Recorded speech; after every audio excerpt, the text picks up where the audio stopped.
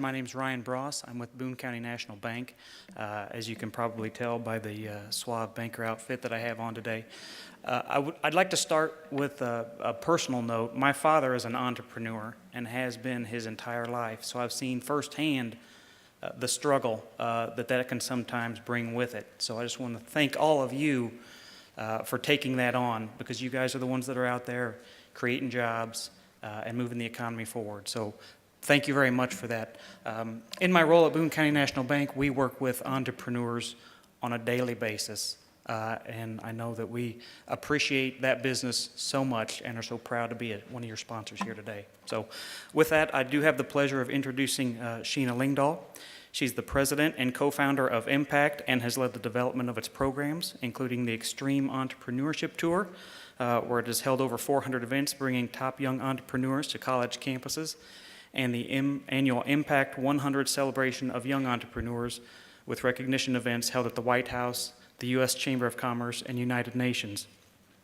She has spoken around the globe on entrepreneurship education, ecosystem development, and economic development through entrepreneurship. She's an expert contributor for entrepreneur.com, and in 2011 and 2012, she was acknowledged by President Obama for her work as a young leader in entrepreneurship in America. Business Week named Sheena one of the top 25 entrepreneurs under 25 in 2006, and she was named to the Inc. magazine 30 Under 30 list in 2011. And with that, let's go to Sheena. Yay! Sheena! Hi. Everybody is clapping for you, and I think you can see on the webcam, you can see the audience as well. So we are so happy to have you joining us here. And It's awesome to be here. Yeah, I want to start with talking a little bit about what is Impact. That's Impact with an E. Yeah, so Impact is an organization that's dedicated to celebrating young entrepreneurs and the impact that they make on the economy, and then also exposing people to the many different types of entrepreneurship that are out there as their career path. So we do this in a couple of ways. First, what we do is we celebrate people through a showcase where we take all young entrepreneurs age 35 and under who've achieved at least $100,000 in annual revenue. And we work with an academy of really well-established entrepreneurs, folks like Tony Shea of Zappos, Kay Koplovitz of USA Networks, Jeff Hoffman of Priceline, have all of these really great entrepreneurs look through this showcase of entrepreneurs and identify the top 100 of those entrepreneurs. From there, we celebrate them at places like the White House, the United Nations, the U.S. Chamber of Commerce to really show how these young entrepreneurs are making a difference. Then a lot of those young entrepreneurs come out to different communities and colleges all around the country with us, sharing their stories and lessons learned, not just from the successes that they've had, but also some of the challenges that they've had along the way. Great, and we should mention that Sheena is joining us via a Google Plus Hangout, so she's using human media, even though she's somewhere else, she's able to join us here virtually. How do you know, Sheena, if you're an entrepreneur? This room is filled with young people, maybe who came because they knew they wanted to be an entrepreneur, or maybe who came because they're just dipping their toe in the water. How do you know for sure? Yeah, well, the way I look at it is that being an entrepreneur is really what it happens from the experience of entrepreneurship. So you can't really know that you're an entrepreneur until you've experienced that entrepreneurship. There's a lot of traits that you can kind of look at and say, check, yeah, I've got that. I'm not afraid of risk, or check, I always look and find new opportunities. But the reality is that entrepreneurs are made by that experience of constantly facing uncertainty, having an idea or a vision that they want to go after, and then actually taking those steps to do that, facing their insecurities, facing their challenges, and keeping going through it all. And that, I think, is what turns someone into an entrepreneur. So if you're sitting there and you're thinking, am I an entrepreneur right now? Maybe you are, and maybe you aren't, but the only way you're going to know is by trying. And I think that's kind of the one of the issues that we have right now is we have this sort of stereotypical idea of what an entrepreneur is. Somebody who has that Richard Branson kind of personality, who's building an app or something along those lines. But the reality, and what I've seen by experiencing and having conversations with so many young entrepreneurs is that most entrepreneurs are not what you would think of with that stereotypical view of entrepreneurship. There's just so many different types of personalities out there, so many different ways to go about entrepreneurship. And so trying to be that person that's working 100 hours a week eating ramen noodles because that's what you think entrepreneurship is, that's not going to make you an entrepreneur. What will make you an entrepreneur is pulling that out of yourself, what gift you have to give the world, and then pushing through all of those challenges that you have along the way. So what about the sense of community for entrepreneurs, and how important was that to you, Sheena, to have a sense of community? So I think that there's no way you can really go about entrepreneurship without having that community. And that's one of the things that we're really looking to create with the showcase and even with our exposure events, to become an entrepreneur and to pursue after each and every one of those challenges that comes. It takes understanding that you're not in it alone, knowing that there's other people who are experiencing it too. And when I look at my role models and see all of the good stuff that they're doing, seeing all of the amazing things that they're accomplishing, because that's what you see, especially, you follow people on Facebook, you see them speaking in front of a room of 600 people, you see them at a networking event, what you're going to hear is all of the good stuff. And you really need a community of people who are going to open up about some of the challenges that they're having and some of the different vulnerabilities that they're going through, so that you know that you're not in it alone. It's not something that's wrong with you that's causing you to question yourself. It's a natural part of the process. And having people who can share with you, this is something internally that's really challenging me. That it's not something, you're not cut out for being in entrepreneurship. That's not what it means. It means that you're just going through a natural process of being an entrepreneur. So that's to me what community is all about. And we're trying to do that. We're trying to help take those conversations and make that space for those conversations to go a bit deeper, so that people can really know that every entrepreneur that is out there, the biggest success that they're seeing, there's no question, they are also experiencing a challenge that is equally as hard. We have a lot of teachers in the room here today, educators from schools all over. Do you think entrepreneurship can be taught? Well, I don't even think it's necessarily a matter of it being taught. I think that there are entrepreneurial qualities in everyone. They're already there. Just like if you're thinking about somebody becoming a teacher, for example, if you think about all the qualities that would make a really good teacher, somebody who's maybe patient, who's understanding, who's encouraging, whatever qualities that you think of as a good teacher, you can express those qualities at any given time, or you cannot.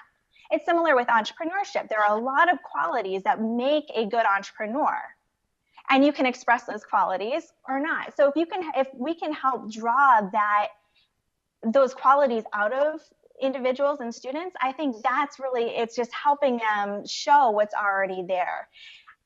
And I think, I also think that if we can look at entrepreneurship as more than just skills, a lot of times when we're thinking about taking an entrepreneurship class, or when we're thinking about teaching an entrepreneurship class, we're starting to think about, okay, we have to teach, how do you do a pitch? How do you fundraise? How do you do a financial model? How do you market? How do you build a team? There's all of these different things that are skills that you need as an entrepreneur, and those are important, but you're never going to be prepared by knowing all the skills. That's just not enough. So we have to think about the mindset and that internal experience of an entrepreneur too, and how can we help prepare somebody from that standpoint? Because if you're prepared from that internal standpoint, you're going to be able to pull in all of those skills as you go along. And there's going to be so many skills that there's no way you could know them all in advance, what you need to know. All right, Sheena, you guys in the audience, I know you have some questions for Sheena. And if you would raise your hand or come up to the mic, she would be happy to answer them for you, whether that be from the teachers in the room who have questions about entrepreneurship and how to teach that to their students, whether that be from students in the room. Sheena Lindahl of Impact. I have a question for you, Sheena, about where you found your mentors. Who did you lean on in order to help you as you started your career? Sure, yeah, that's a great question.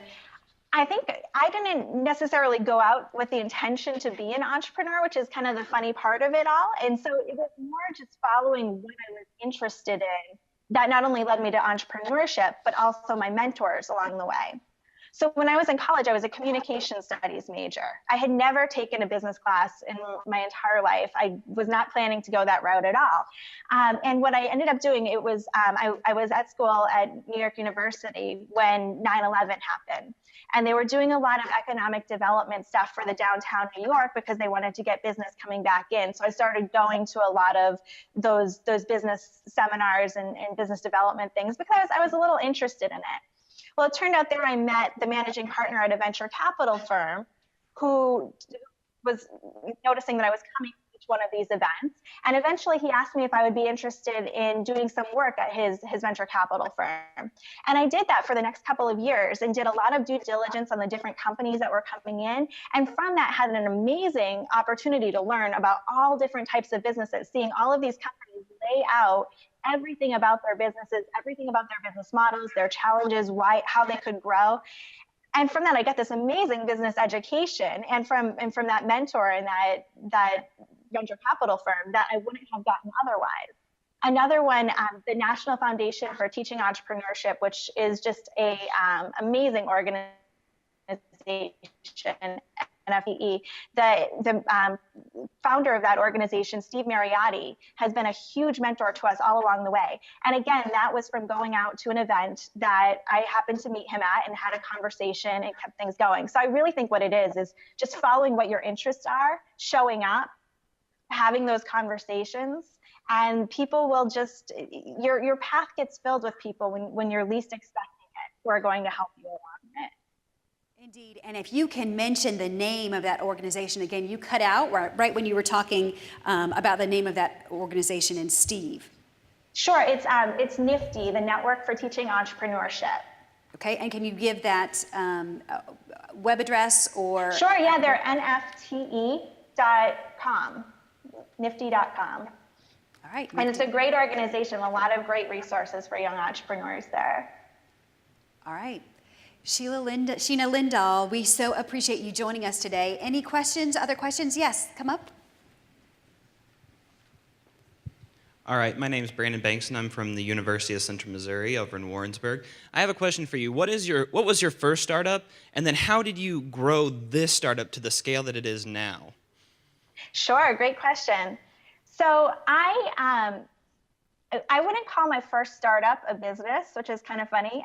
It's a different path. So when I was a high school student getting ready to go to college, I didn't have enough money. So my family was not in the financial position to send me to college at all. Yet all through high school, I've been hearing, if you want something badly enough, you can get it. So I thought, hey, I really want to go to New York City. I grew up in New Hampshire, small town. Going to New York City was not the natural path. But I thought, hey, that would be really cool. I wonder if there's a New York university. I found out there was, applied, got in, and then realized there was this $35,000 a year tuition that I needed to take care of. So I figured, of course, you can do that. You can figure it out. But I didn't get the scholarships I need. I worked really hard, jobs after school, over the summer, the whole time. Got there and had $30 to my name, which my mother didn't know because there's no way she would have left me in New York City with just $30. She thought I had saved up a little bit more than I had. So I get there and started obviously looking for a job. That's the first thing you would do, right? And I started mentoring in one of the public schools.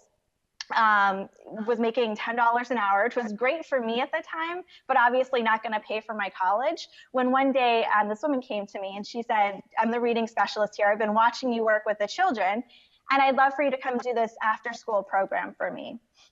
And I said, well, maybe I can't really volunteer right now. I have too much going on. And she told me it's $40 an hour. And so I was kind of shocked, and I didn't want to look as shocked as I was. So I said, okay, I think that might work. Let's explore it. And it turned out that was what allowed me to continue through the rest of that semester in college, to get that opportunity with the managing partner at that venture capital firm to do a lot of other things. So to me, going to college was kind of like my first startup. It was using that entrepreneurial mindset towards a goal that I had. And in being in college, I also met my future business partner. And he and I were having a lot of conversations about how he had started a web design company and how our experiences were very similar. The things that he had done to be successful as an entrepreneur were the same sorts of things that I was doing to be successful in college, leveraging limited resources, building a network, building a personal brand, all of those sorts of things. And ultimately, we came together, wrote and self-published a book called The Student Success Manifesto. He wrote the book, we self-published it. And then we started speaking, which ultimately then turned over many years into impact. We were speaking, people were saying, this is great, I wish there were people like this at my school. And we were like, man, there are so many great stories out there. And so we started pulling in entrepreneurs who could share their stories and who would share their challenges. And that turned into the Extreme Entrepreneurship Tour. And then we realized we needed to make this, something that was legitimate so that parents weren't asking their kids who had built these $1 million businesses, when are you going to get a real job? These were real jobs, and they were creating real jobs for other people too. So we started the Impact Showcase to show how it's really making a big impact. The people in the Impact Showcase contribute over 8,000 jobs and $1.2 billion to the economy, all people who are 35 and under. It's really, really incredible. So it's been a process of a lot of successes, but a lot of challenges along the way. And if we had more time, I would tell you about a lot of those ups and downs. But that's how you grow something big. You go through the challenges and you take another step forward. And when you think it's all going to fall apart, you take another step forward. And that's the difference when you hear all of those crazy statistics about, 50% of businesses fail in the first year. It's not because you hit a wall that says you can't go forward anymore.